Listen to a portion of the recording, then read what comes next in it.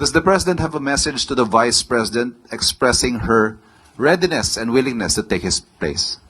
Handa na po siya maging Pangulo kapag ka po nawala or natanggal ang Pangulo sa pwesto. Tama po ba yon, Sir Ivan? Yun po ba ang sinabi niya? Handa siyang pumalit sa Pangulo kapag ka nagbitiw. Ang tanong din natin sa taong bayan, handa na po ba kayo sa mas marami pang Mary Grace Piatos? Unang-una po, ang Vice Presidente, hindi acceptable, it is not acceptable for a Vice President to anticipate the resignation of the President.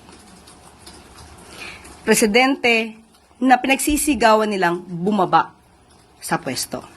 This is definitely a form of political destabilization.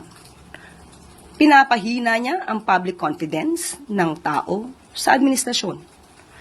And those words contribute to the climate of uncertainty and crisis.